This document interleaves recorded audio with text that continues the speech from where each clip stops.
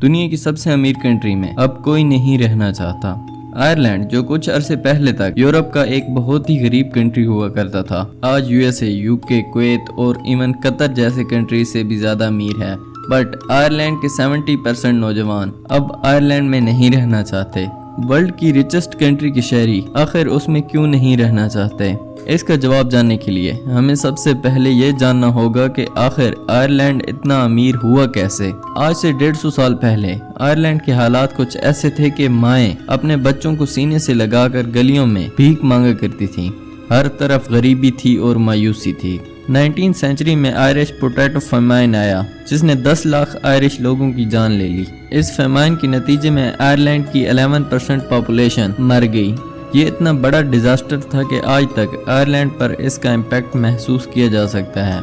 इसलिए आज Ireland world का इकलौता ऐसा कंट्री है जिसकी करंट पॉपुलेशन 1840s की पॉपुलेशन से बहुत कम है। आयरलैंड 1922 में ब्रिटिश एम्पायर से आज़ाद हुआ, बट अगले 50 सालों तक उसके हालात कुछ खास बदले नहीं।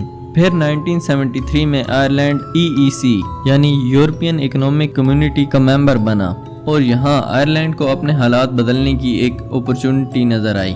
बेसिकली इस ऑर्गेनाइजेशन को ज्वाइन करने का मतलब था कि आप सारे मेंबर कंट्रीज को अपना माल बेच सकते हो और आपको सिर्फ एक जगह टैक्स देना होगा। आयरलैंड के लीडर्स ने सोचा कि क्यों ना इस अपॉर्चुनिटी को यूज किया जाए, जिसके बाद आयरलैंड ने ऐलान किया कि यूरोप में बिजनेस के लिए आने वाली कंपनीज आयरलैंड में अपने ऑफिसेज खोल सकती हैं। इन्हें फायदा ये होगा कि यहाँ कम टैक्सेस देना पड़ेंगे, उल्टा गवर्नमेंट उन्हें सब्सिडीज भी देगी, साथ साथ ऑफिस के लिए जमीन बहुत कम कीमत पर दी जाएगी। इन अनाउंसमेंट्स के बाद बड़ी बड़ी कंपनीज ने अपने हेड ऑफिसेज आयरलैंड में शिफ्ट करना शुरू कर दिए। डेल और माइक्रोसॉफ्ट जैसी बहुत सी कंपनीज हाई टैक्सेस से बचने के लिए आयरलैंड शिफ्ट होना शुरू हो गई। Business friendly environment, tax free policies और अच्छी लॉ एंड ऑर्डर सिचुएशन की वजह से आयरलैंड में बहुत ज्यादा फॉरेन डायरेक्ट इन्वेस्टमेंट आने लगी। इतनी ज्यादा कि 1990 से 2000 के दरमियान सिर्फ 10 सालों में FDI 2% से बढ़कर 49.2% तक जा पहुंची। टैक्सेस कम थे, सैलरीज अच्छी थी, लोगों के पास ज्यादा पैसा आया, उन्होंने वो पैसा खर्चा, जिससे मुल्क में इकोनॉमिक एक्टिविटी बढ़ी। अब आयरलैंड की इकोनॉमी सिंगापुर और साउथ कोरिया से भी तेज ग्रो कर रही थी। 2008 के फाइनेंशियल क्राइसिस ने आयरलैंड को भी इम्पैक्ट किया, मगर इसके जवाब में आयरलैंड ने टैक्स रेट्स बिल्कुल जीरो कर दिए, जिसके बाद आयरलैंड में गूगल, फेसबुक और हवावे जैसे टेक जायंट्स ने भी अपने हेडक्वार्टर्स आयरलैंड में खोल लिए। पूरी दुनिया से लोग जॉब के लिए आयरलैंड आ रहे थे। आयरलैंड यूरोप की सिलिकॉन वैली बन चुका था। लेकिन फिर ऐसा क्या हुआ कि आज 70% नौजवान आयरलैंड छोड़ना चाहते हैं? इसकी 3 मेन रीजंस हैं। पहली रीजन तो ये है कि आयरलैंड हकीकत में इतना अमीर है ही नहीं जितना उसकी GDP देखकर लगता है। GDP पर कैपिटा किसी कंट्री की इकोनॉमिक सिचुएशन को मेजर करने का एक इंडिकेटर होता है। अगर आयरलैंड का GDP पर कैपिटा देखा जाए तो वो रियलिटी में सबसे आगे है, बट अगर हम दूसरे इंडिकेटर्स को देखें तो सूरत हाल कुछ और ही नजर आती है। अगर हम आयरलैंड की एवरेज सैलरी देखें तो ये बाकी कंट्रीज से काफी कम है, जो यूके और फ्रांस जैसी कंट्रीज के बराबर है। हालांकि इन कंट्रीज के GDP पर कैपिटा आयरलैंड के आधा भी नहीं है। इसी तरह अगर हम हाउस होल्ड डिस्पोजेबल इनकम को देखें तो यहाँ भी आयरलैंड वर्ल्ड में 17th रैंक पर आता है, यानी आयरलैंड की स्टैट्स आपस में मैच नहीं करते। GDP के लिहाज से तो आयरलैंड बहुत ज्यादा अमीर है, लेकिन अगर बात करें लोगों की और उनके स्टैंडर्ड ऑफ लिविंग की तो उसमें आयरलैंड अभी काफी पीछे है।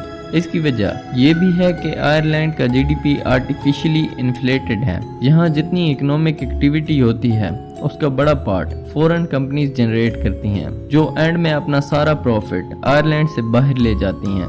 सिमिलरली ये कंपनीज ज्यादातर फॉरेन वर्कर्स को जॉब पर रखती हैं। बड़ी टेक कंपनीज में आयरिश वर्कर्स की तादाद बहुत ही कम है। आयरलैंड के ज्यादातर लोग एग्रीकल्चर, माइनिंग या फिर इंडस्ट्रीज में काम करते हैं।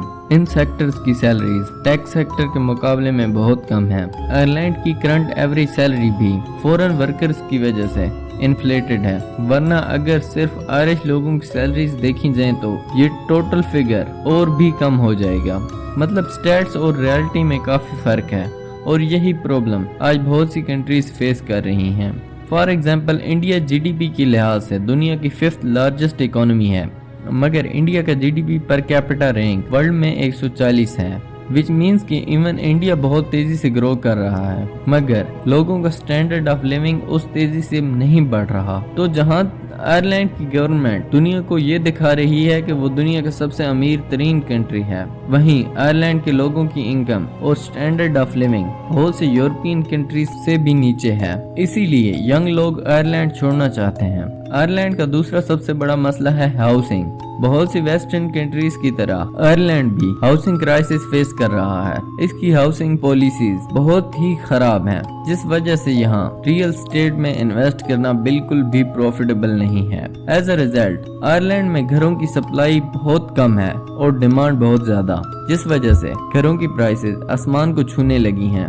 आयरलैंड के शहरों में एक घर रेंट पर लेने के लिए लोगों की लाइनें लग जाती हैं। आयरलैंड का हेल्थ केयर सिस्टम भी ओवर क्राउडेड है, क्योंकि अच्छे डॉक्टर्स ज्यादा सैलरीज के लिए दूसरी कंट्रीज में चले जाते हैं और बाकी रह जाने वाले डॉक्टर्स पर इतना प्रेशर पड़ जाता है कि मरीजों को हफ्तों वेटिंग लिस्ट पर इंतजार करना पड़ता है। आयरलैंड की सारी सक्सेस स्टोरी एक आर्टिफिशियली इन्फ्लेटेड फिगर पर डिपेंड करती है और फ्यूचर में अगर आयरलैंड जीरो टैक्स पॉलिसी को खत्म करता है तो इसकी जीडीपी भी पूरी तरह हिट होगी।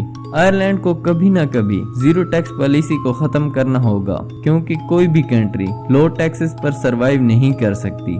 इसी वजह से गल्फ कंट्रीज भी अब अपने यहाँ टैक्सेस इंट्रोड्यूस कर रही हैं। अगर आयरलैंड टैक्सेस लगाता है तो बहुत सी कंपनीज अपने होम कंट्री में अपने हेडक्वार्टर्स शिफ्ट कर लेंगी। लॉन्ग टर्म सक्सेस के लिए अपनी डोमेस्टिक इंडस्ट्री को मजबूत बनाना जरूरी होता है। सिर्फ एफडीआई पर रिलाई करके अपना इकोनॉमिक फिगर तो इम्प्रूव किया जा सकता है, मगर ग्राउंड लेवल पर कोई तरक्की नहीं की जा सकती।